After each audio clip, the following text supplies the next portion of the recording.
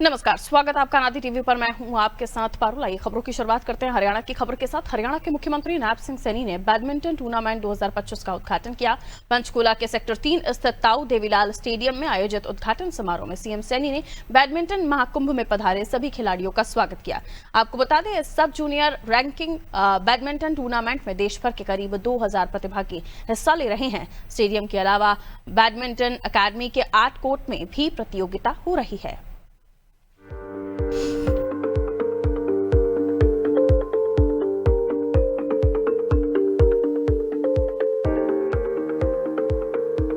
पूर्व में विधानसभा के अध्यक्ष रहे,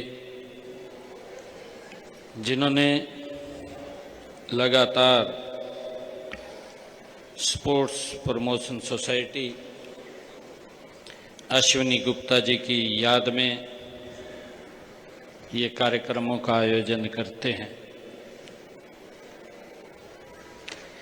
आज भी जो ये जूनियर रैंकिंग बैडमिंटन टूर्नामेंट का शुभारंभ हो रहा है। सीएम नायब सिंह सैनी ने Ashwini Gupta memorial all India सब जूनियर रैंकिंग बैडमिंटन टूर्नामेंट 2025 का उद्घाटन किया। 13 से 21 सितंबर तक चलने वाले इस बैडमिंटन महाकुंभ में अंडर 15 और अंडर 17 के 2 ग्रुप शामिल रहेंगे। इसके अलावा boys and girls mix event भी रहेगा। प्रतियोगिता के विजेताओं को हरियाणा बैडमिंटन एसोसिएशन की ओर से करीब 12 लाख रुपए की इनामी राशि वितरित की जाएगी। प्रतियोगिता के शुभारंभ के अवसर पर अपने संबोधन में सीएम नायब सिंह सैनी ने कहा कि हरियाणा ने ओलंपिक 2036 की तैयारियों पर अभी से काम करना शुरू कर दिया है। खेलों के लिए हमने खेले हरियाणा बड़े हरियाणा का विजन बनाया। इसी विजन के साथ हमने खिलाड़ियों को प्रोत्साहन दिया है।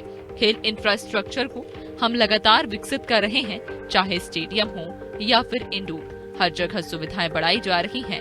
हम खिलाड़ियों के लिए रेजिडेंशियल एकेडमी भी लेकर आए हैं।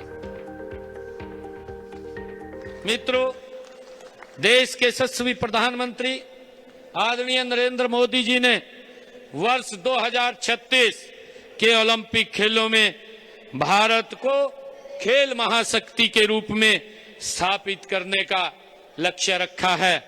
उन्होंने उन खेलों को भारत में करवाने का संकल्प भी व्यक्त किया है।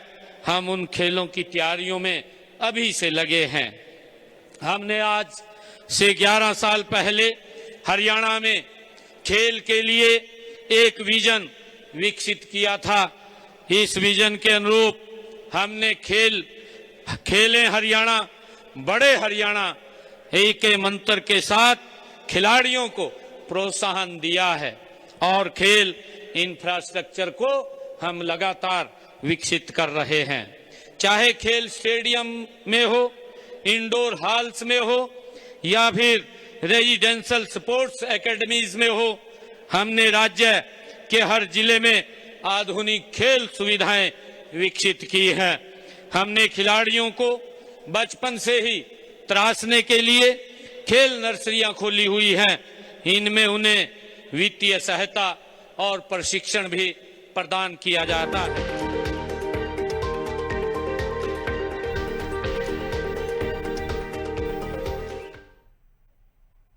हरियाणा के मुख्यमंत्री नायब सिंह सैनी 17 सितंबर को प्रधानमंत्री से मिलने दिल्ली जाएंगे। इस दौरान सीएम सैनी पीएम मोदी को एक ऐसे बुकलेट भेंट करेंगे जिसमें पीएम मोदी के हरियाणा यात्रा के तमाम प्रसंग सचित्र शामिल होंगे। आपको भी बता दें कि हरियाणा भाजपा इस बार प्रधानमंत्री नरेंद्र मोदी के जन्मदिन को खास बनाने की तैयारी में है। मुख्यमंत्री नायब सिंह सैनी इस दिन प्रधानमंत्री नरेंद्र मोदी को हरियाणा के साथ उनकी यादों का बड़ा गुलदस्ता भेंट करने वाले हैं। नायब सिंह सैनी इस गुलदस्ते में प्रधानमंत्री नरेंद्र मोदी का हरियाणा के साथ सामाजिक व राजनीतिक कनेक्शन, केंद्र सरकार की ओर से राज्य को दी गई बड़ी विकास परियोजनाओं के उपहार और प्रधानमंत्री के हरियाणा दौरे की विस्तृत जानकारी समाहित होगी। मुलाकात के दौरान सीएम सैनी प्रधानमंत्री को हरियाणा आने का निमंत्रण देंगे। हरियाणा सरकार की कोशिश है कि प्रधानमंत्री नरेंद्र मोदी पंडित दीनदयाल उपाध्याय के जन्मदिन पर 25 सितंबर को राज्य के दौरे पर आ जाए। इसी दिन हरियाणा सरकार को महिलाओं को 2100 रुपए मासिक देने की लाडो लक्ष्मी योजना का पोर्टल लॉन्च करना है।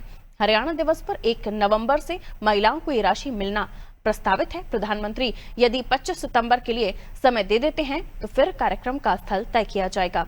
इस दिन का समय नहीं मिलने की स्थिति में सरकार की कोशिश प्रधानमंत्री को हरियाणा दिवस पर बुलाने की होगी।